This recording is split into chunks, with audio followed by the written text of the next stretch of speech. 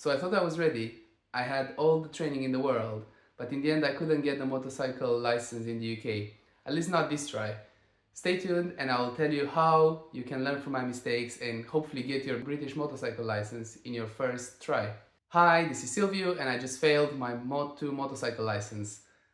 Stay tuned so you can learn from my mistakes. So in today's video I'm going to walk you through what happens here in the UK when someone wants to get their motorcycle license, provided you have a car license. And then I'm going to walk you through my process and what I did right and what I did wrong and what would I do if I were to do it again. So first thing that you have to do to get a motorcycle license is to get what's called a CBT, which is a compulsory basic training here in the UK, which is a day course where they walk you through some drills. You do like a figure eight, you learn something about how the roads work here in the UK, and then for like an hour or two they take you on the street and they teach you how to be safe on the road. So that's the first step in the process, and after that you're allowed to take a 125cc motorcycle and ride it around the UK no problem, provided you're not going on motorways or taking passengers, and learn like how to ride a motorcycle properly. Even though you had a course, you really don't learn a lot around the course. You have to go and ride yourself for a while. So that's what I did for the next 2 months and a half. I took the motorcycle anywhere I could. So I at some point I took it to Oxford, and I took it around town and to central London, and even took it all the way from London to Inverness in a like 10-day trip. And I survived, and I came back, and I thought I was ready to go further to get my full motorcycle license, because at this time I had around 2,000 miles ridden on the motorcycle. So I thought that was enough to pass. And to be honest, I was quite good on it. But to be honest, I still had loads to learn. So after that, I thought I was ready. So I booked up the mod 1 and mod 2. So after that, I thought I was ready. So I booked up a day training for mod 1, a mod 1 test, day training for mod 2, and the mod 2 test. So after that, I booked up my mod 1 training and mod 1 test.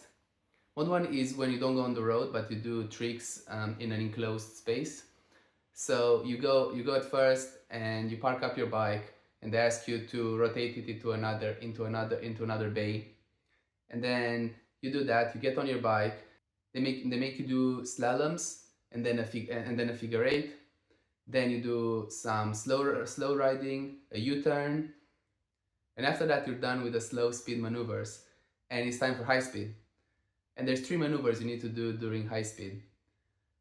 First one is the slow stop. You go around the polygon, you come back and you accelerate, and you have to stop very gently between 5 blue cones. So you do that, and the next one is the emergency stop. You go around you go around the same turn, you pick up speed, and the examiner will raise their hand, and you need to stop as soon as possible when the examiner does that. The last one is obstacle avoidance. You again go round and come back at speed, and instead of going straight, you have to go slightly left to some other cones by just doing a slalom through them at high speed. Fun story, right before I did my exam, the person right before me crashed during the emergency stop. This person didn't have ABS on their bike, and they picked up speed. They tried to stop very, very quickly, and I think their wheel locked, and they turned into one side and they slid for 2-3 meters. But happily they were fine, the bike was fine, and the rider was fine. Though, to be honest, like the bike needed like 2-3 minutes to restart. But the person was happy, and they didn't pass their exam, but they were safe and they could ride home safely after that. So after I was done with mod 1, I had to concentrate on mod 2. And mod 2 is basically riding on the road. So you have to be safely riding, be aware of other drivers, and there's a multitude of ways to fail. So I did a training, and there were some mistakes I was doing, but they were saying, please fix them.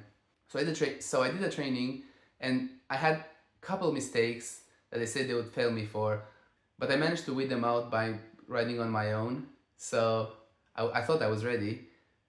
And that gets us to the mod 2 test day. So I got to the center for the mod 2, and before the examiner will come to you, check your paperwork, and then ask you a couple of questions about safety, about your bike, and how to take care of a bike.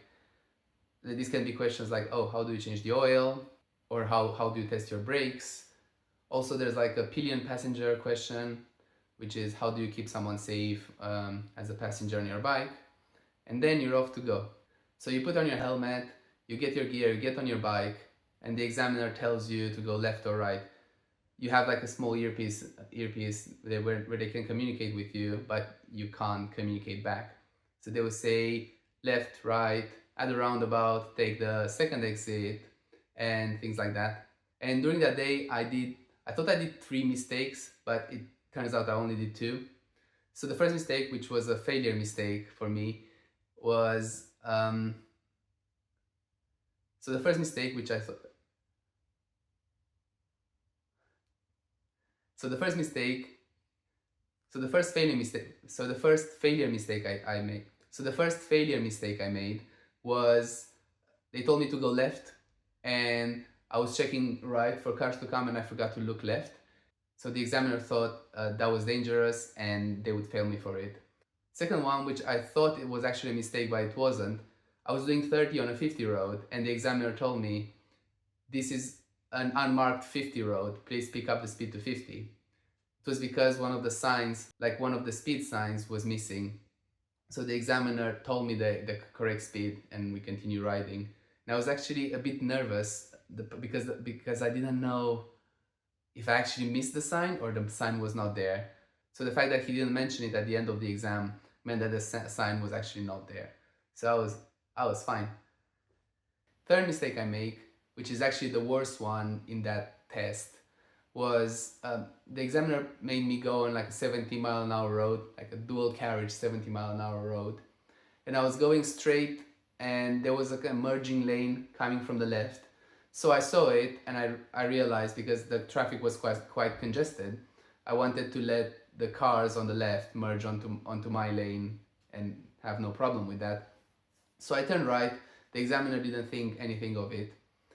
And then when I was about to turn left, there was a car kind of going around the speed limit, but a bit lower than the speed limit. So I decided I want to merge in front of it.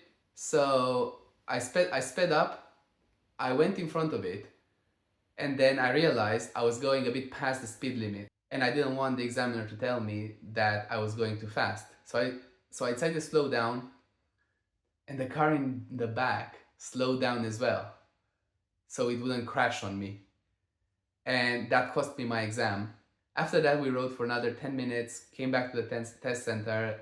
The examiner asked me to park the motorcycle, and then told me I failed. Which was, I mean, it's never good to hear that. It never feels good hearing that. But I agreed with him.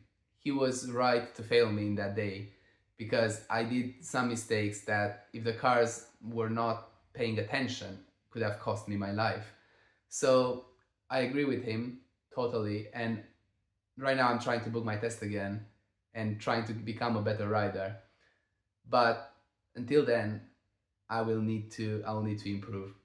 So that was it for today. Thanks very much for listening, and I'm hoping soon I'll come back with good news that I passed my mod 2 and I'm a proper rider now. But until then, have a nice one.